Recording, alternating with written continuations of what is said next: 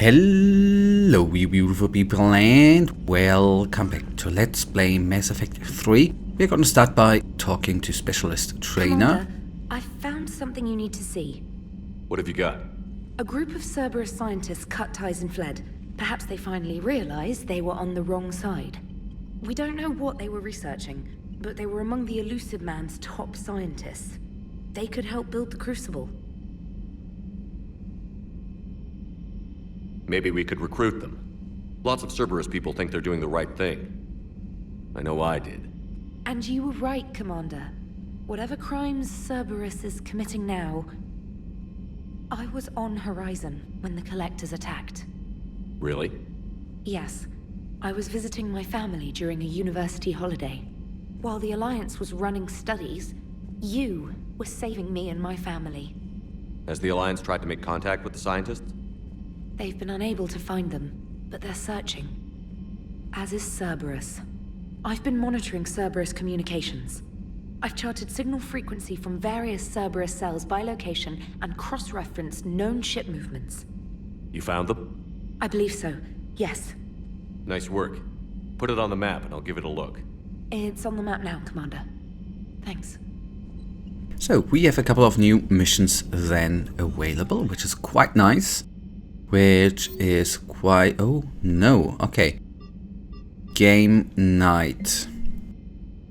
From Samantha, Trainer Commander, thanks for taking the time to speak with the civilian. I'd love to see how Commander Shepard kills time between missions. Why don't you give me a call if you'd like to grab drinks in your cabin? I promise a night of fun and games. Trainer. Citadel, interview your cabin.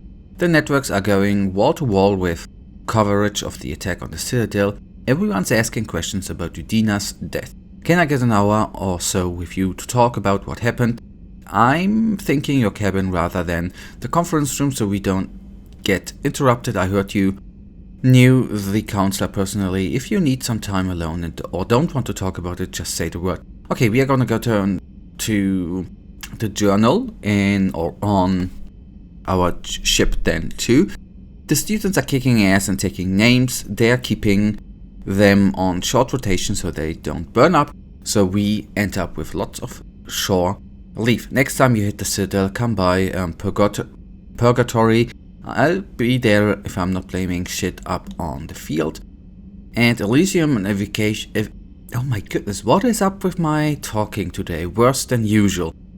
An evacuation shuttle nearly destroyed as it attempted to escape the Reaper-occupied colony of Elysium was reported safe after a lone biotech worker intervened. The shuttle was carrying children who drew higher numbers on the colony's evacuation lottery, meaning they were not eligible to board the first wave of shuttles leaving the planet. The shuttle was saved when the biotech, identified by authorities as Eresh Agdeshlu, engaged Reaper forces that were preventing it from taking off. Oh my goodness, this name. Agdeshlu had a history of drug abuse and criminal activity and claimed to have survived a Cerberus camp on Pragia as a child. Witnesses say he killed several dozen Reaper creatures before he was overwhelmed, providing the shuttle just enough time to fly clear. Duelish Mole. Cerberus just ambushed a Turian cruiser full of high-ranking hierarchy officials. The cruiser managed to escape, but its location was top secret. Cerberus shouldn't have located that ship without inside information, and the only other person who knew the cruiser's position was Wallo's ambassador, Din Horlek. I've heard ugly rumors of a bounty out for his head. My advisors insist I can't bring these accusations against Horlek myself. I admit they are right. The Turian and Wallo's economies are tightly intertwined, yeah. And now isn't the time for the political crisis that would result. But the security of our fleets is at stake. I asked you to investigate Korlak in your capacity as a Spectre and find out if he is indeed a Cerberus mole. I forwarded information on his last known location to the Spectre office in the Citadel. Let's actually go there too. Just wondering if you've got some time in the near future. Nothing critical, just wanted to chat. Viga and the dossier. As promised, here is what we have on Lang. Alright. patrol and reconnaissance. N7 designation from... Okay, intel on K. Lang's activities after joining Cerberus is spotty. What is known is that the elusive men arranged for Lang's escape from prison, employ him as an operator for the next 10 years. Lang is now believed to be the elusive man's most trusted agent, working as an infiltrator and assassin. His cybernetic modifications appear to include Cerberus, Phantom class implants. Commander Shepard. I'm ordering the Normandy into Tridock on the Citadel for much needed repairs. She's seen a lot of action lately and needs a little TLC. A small army of techs will take care of the details once you arrive, so let's get your crew out of there. You're all on short leave, that's an order. We need everybody at their best.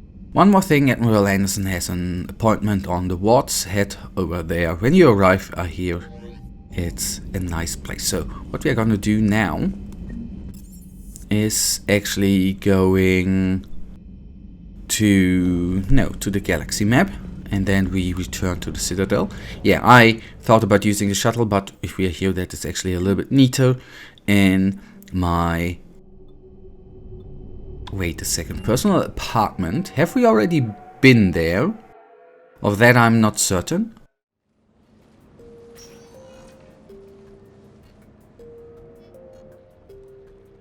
Commander, I've got Admiral Anderson on the QEC. Patching him through to you now. Shepard. Admiral, how are you holding up? Day by day, Commander. Yeah. Hackett sent me a message about this apartment. I want you to have it. Take it off my hands. Are you serious? You need a place that's yours. Somewhere to recharge, clear your head. Kaylee wanted us to settle down there. Thing is, the longer I'm on Earth, the less I want to leave. And I want as few loose ends out there as possible. Like I said, you'd be doing me a favor. That's very generous. It's practical. We need you in the best shape possible. Rested. Focused. If you say so. Thank you. And make yourself at home, damn it. It's yours now. I'm sure I can manage. Okay, good. Been meaning to do that for a while. I'll talk to you soon. Be careful out there, Anderson. You too, Shepard. Okay, we got a neat little apartment, but we are right now explore apartment.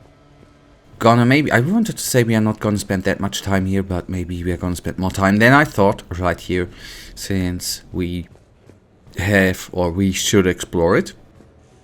Which is with me, totally fine. Okay. You have received a new message. I have your new questions here. As a leader, do I ever feel that the end justifies the means? Spirit of law over word of law. I'm not going to touch that with a 10-foot pole, but I think I know what you're after. You're referring to the way I, arranged to have the Normandy released to Commander Shepard before the Battle of the Citadel. I'm not sure how valuable hindsight is to the military. Obviously, it worked out for the best. Without the Normandy and Commander Shepard free to do what they needed to do, what we needed them to do, Saren might have taken the Citadel. I think it's clear what a different galaxy this would be if that had happened. I did what I had to. If I had been wrong, I would have gladly accepted the repercussions. The real trick is never being wrong. If you're looking for more action and less philosophy in these notes, let me know. Okay, we got a new message. Wherever the message I was... Ah, yeah, the indicator goes to another room, I assume.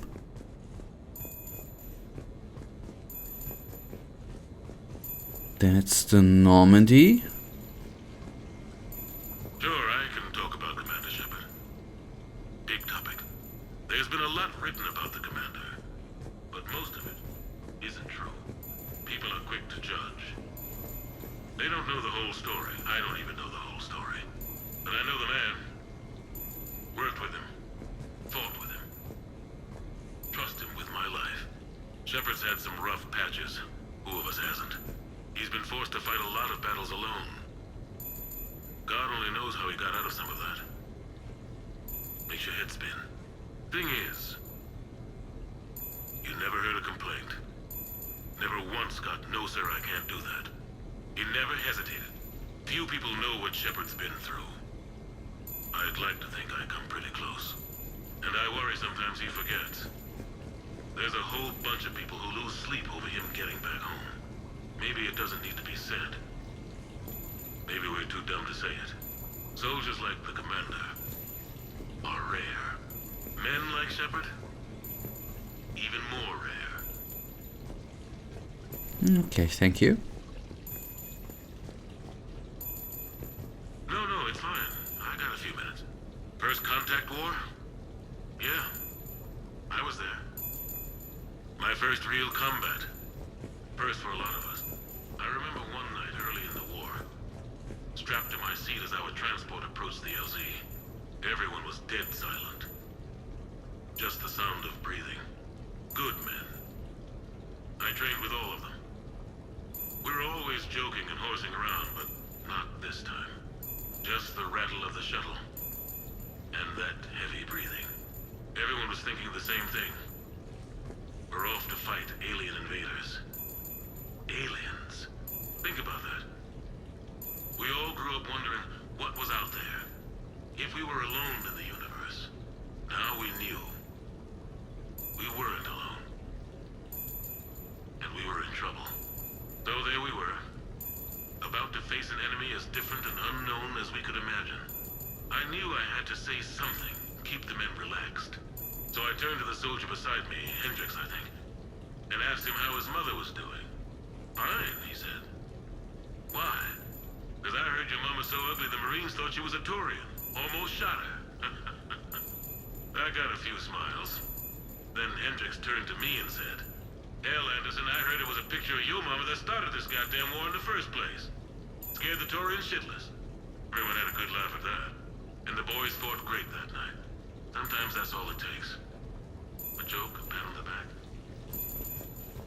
Just a little reminder that everything's gonna be okay. A few months ago, I had a chance to sit down with one of Earth's most decorated soldiers, Admiral David Anderson. He was kind enough to answer my questions and talk about his career. Today, the Admiral is on Earth, leading the defense of our home against the Reapers. We have no communication with him or any soldiers on Earth, but we can't forget what they're doing for us. Tonight's show is dedicated to all of the soldiers out there, fighting and dying to keep us safe. Admiral Anderson, today marks the 30th anniversary of the N7 program. Can you describe your first day of training in this now famous program? The Interplanetary Combatives Training Program is all business from day one. How so? We're given basic gear, then separated and stranded on an asteroid with no nav data. The test ends when the last person runs out of oxygen. Sounds daunting. What happens to the ones who run out of air first? Out of the program. The best N7s can survive alone, but work together to survive even longer. That's very impressive, Admiral. Deep space survival training. That has to be so difficult. All of it would take such strength of character. Well, just plain strength. But then you seem like a strong person. I'm sorry. Is there a question in there? Well, does the program make the man? Or do you think you were born for this? It's a bit of both, I suppose. Every soldier reaches a point in their career, sometimes more than once, when they are asked to give more than they ever thought they could. That moment is the test. I've seen men and women, almost sure to fail, persevere long past the point of breaking. That experience changes them. Others, with all the gifts and abilities, fail in that moment. Sometimes they pick themselves up and carry on. Sometimes they're just done. What about you? What was your moment? I've had a few, none of which I'd like to share. But I think the toughest tests are still ahead of me. What makes you say that? Call it a hunch. Soldier's intuition?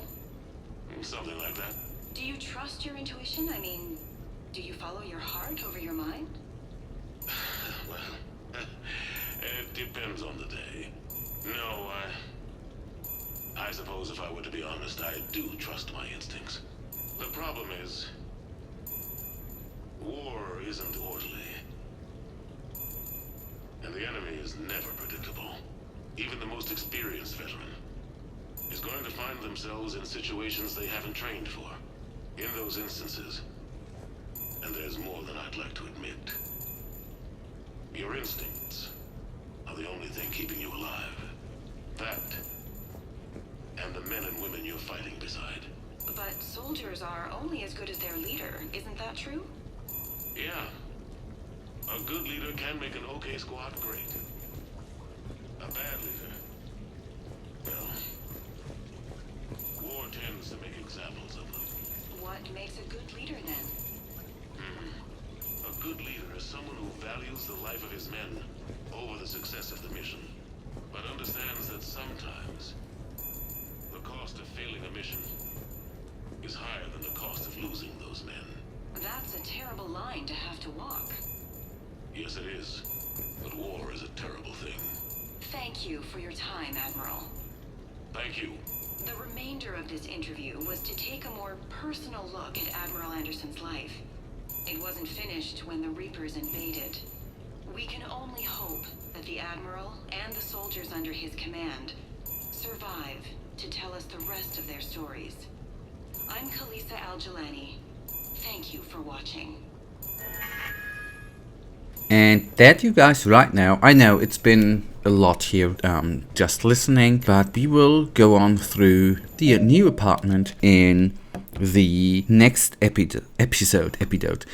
For now, you know it. I, as usual, really thank you for watching. If you guys actually do have enjoyed this little episode, then please give me a little thumbs up and subscribe, and hopefully I see you in the next wonderful episode. Until then, I wish you all a wonderful day. Stay frosty. Bye.